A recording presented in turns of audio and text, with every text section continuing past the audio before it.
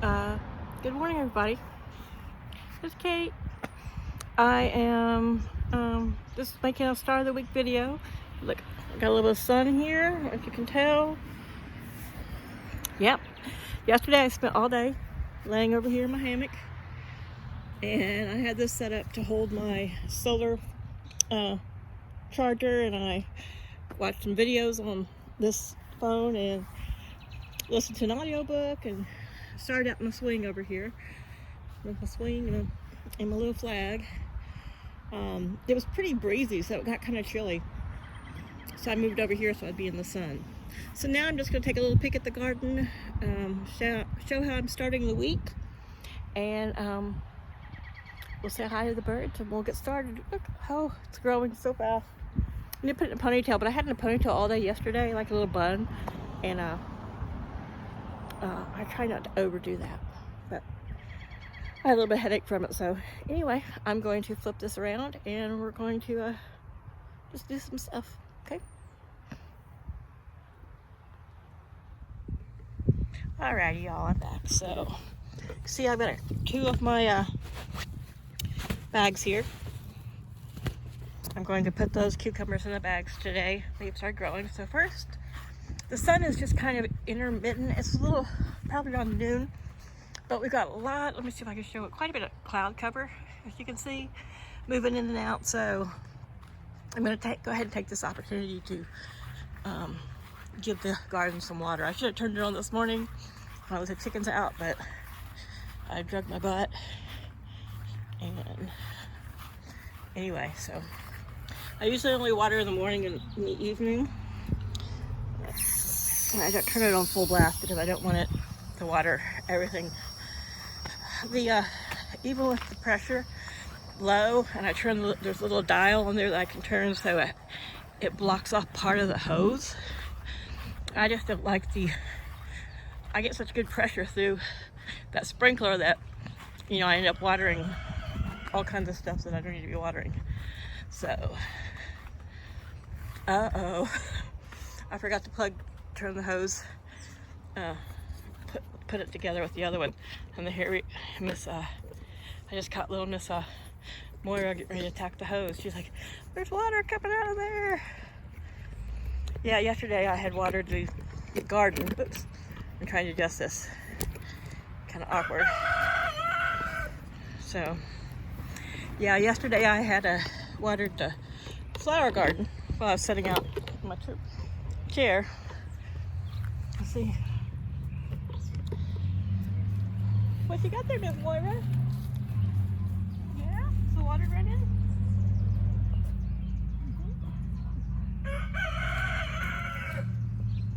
You guys have two waterers. Yeah. I know, but you like to have a bucket of water.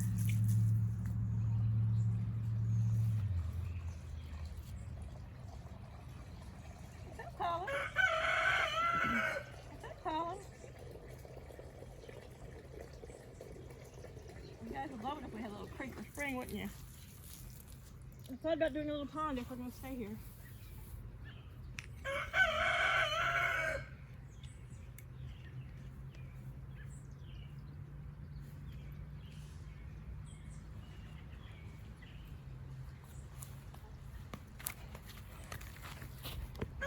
Yes, this is the remnants of having a sassy rooster and being too lazy to always put pants on when you go out there.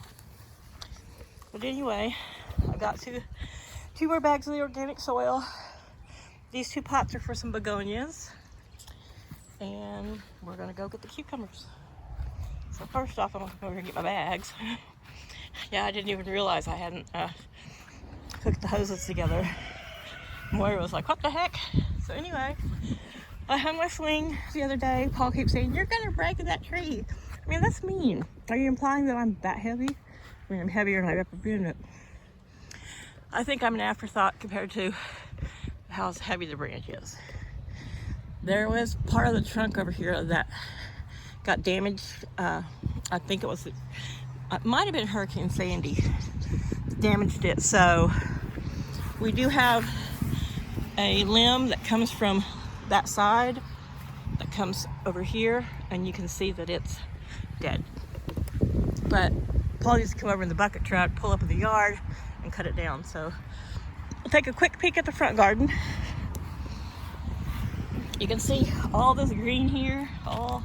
That's all wildflowers. My other wildflower patch popped up some brand new colors today. I'll show them. But there's the Stellar lily, the Yasmina lilies. Those are both daylilies, Yasmina and Stellar. And you can see we're getting, this is the Orientals, the big yellow and orange ones. Crepe myrtle, of course, salvia. Though I had a picture up of, for a while, as my cover photo on Facebook, it was a picture of these, which have been spread out some. But these are all popping out. And these are going to be the big white ones, and they're finally right there, starting to put little buds. This is the one that is a very pale flesh tone pink. Hasn't shot up any shoots yet. More salvia.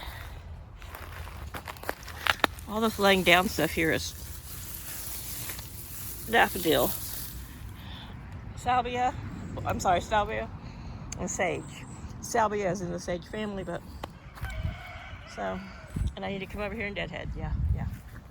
But pretty soon all the lilies will be popped out, and Paul's ordered me some more shade cloth. Hopefully it'll come today. I started to put some little bedding plants down in here, but the ants, and every time if I wasn't careful I was popping out a bulb. So I'm just going to put some more of the weed block cloth down. The only thing that's really growing through there is that wild strawberry, so that's all I have to really take care of. Back here, 1, 2, 3.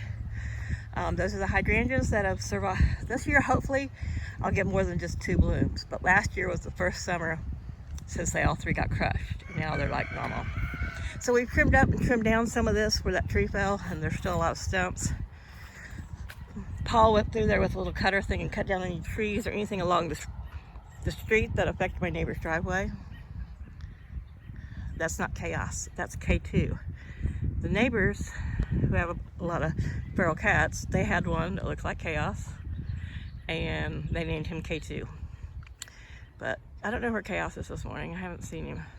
I can tell them apart strictly because Chaos has the little half white lip and half black lip up by his nose, and is a little bit bigger. But Paul saw a bunch of little bunnies in there. He's like, I'm afraid that he was afraid that he was going to hurt a bunny because he clipped down a lot.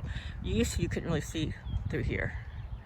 But he said, I'm like, leave it. That's why I don't bitch about it or complain. Like I've said before, many times, I mean, we took down the little pile that was there, and you know, at some point we'll come burn some of it, but we know that the bunnies have a little den hideout somewhere in there, and we're not gonna mess with them. Corn, that's probably, who knows, 5, I don't know, it's probably close to what 10-acre pasture field there, really. But anyway, I did trim down the lower limbs on my maple. There's Chaos. See, he's got the little white on his nose. K2 that we saw just a second ago in that little video. You can tell he didn't. So I got all the mowing done this weekend. I left that big patch of clover because in the evenings I always see the bunnies in there and the birds hopping around in there. So here's Mr. Fancy Pants. He got his fancy pants on. Yeah. So they like digging in there. All it is old bedding and old poo. It's been piled there. It's been rained on and dug through and whatever. So this morning they were all out under the tree. Here's the Easter eggers. Of course the big girls, you know, they're like, we're going. You know, they're still the bosses. I don't know where the leghorns are. Where you got girls at? They might be in their old coop. Oh, nope, they're up here. Perched up there in the shade. So typically I do come out here and, especially during the day until the westerly sun comes or bedtime, I tuck up, just up here, I tuck up the shade cloth so that there's good airflow coming all the way through. And if they want to set up there, like if they're up there to get away from the other chickens. Hey girls, we see you. Big fluffy white booty. There they are. So they're getting quite big. So let's see if like I said about the sprinkler, you can see how it's not super high because I don't want to be spraying water back here and over in the bushes, but I'm going to get the pots ready. And then those 2 cucumbers right there are going in 2 bags, big bags like that. But potatoes are doing great. Finally, yesterday I saw the first sprout of the 3rd bag. The peas, I would say probably by the end of this week, the weather stays the way it's supposed to be, I'll be picking, getting ready to shell some peas.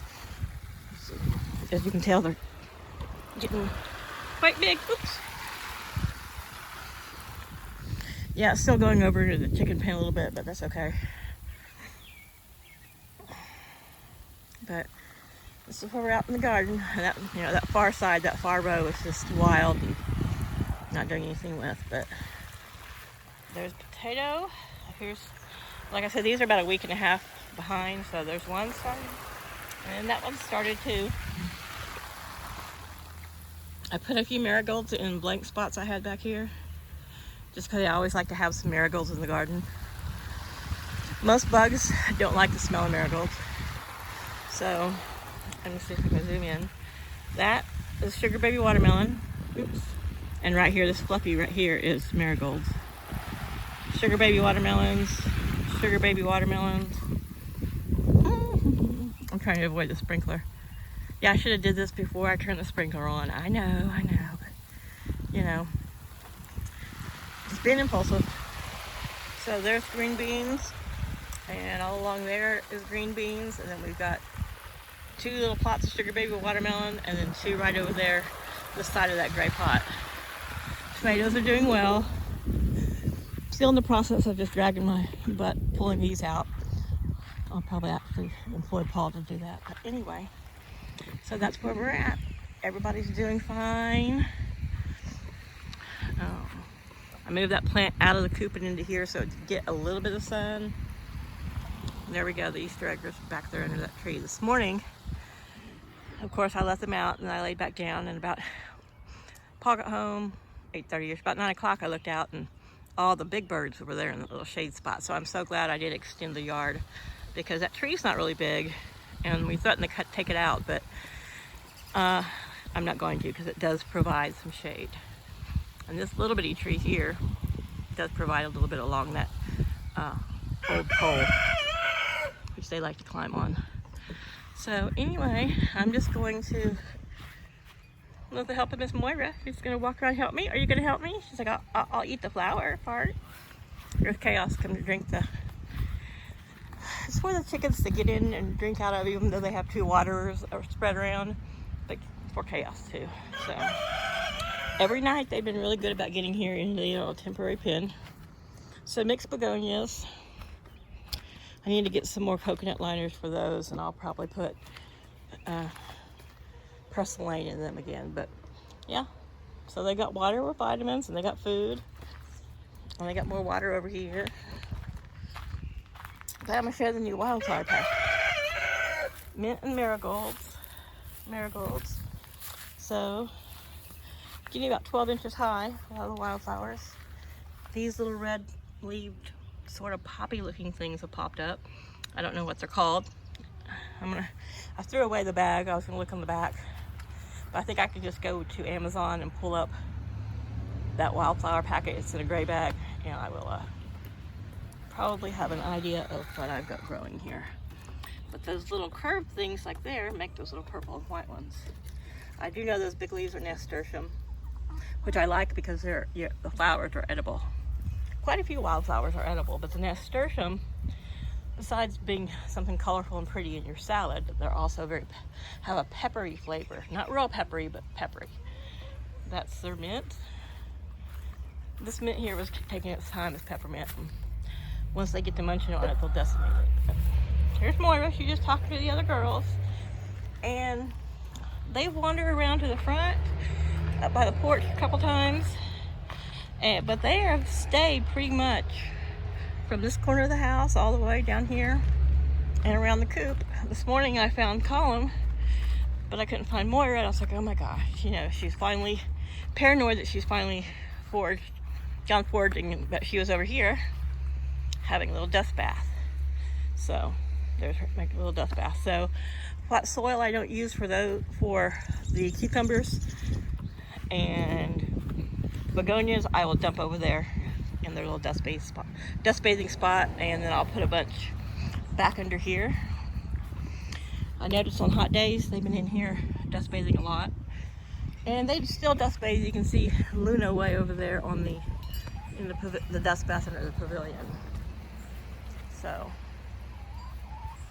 I've been opening up this coop that nobody sleeps in at night anymore, just as some extra shade during the day. Yeah, Moira's very talkative. So anyhow, what are you doing? She's like, you got a treat? She's like, I want berries. Yeah, they killed a pint of blueberries yesterday, but yeah, she'll come to me. I tried to call them and get them to come to me over in the front yard yesterday, and they wouldn't go past the driveway. So actually that's a good thing, that if they're free ranging, it's going to keep them around this area, then that's perfect. And on the 18th of this month she'll be 21 weeks old, so she should start laying any time.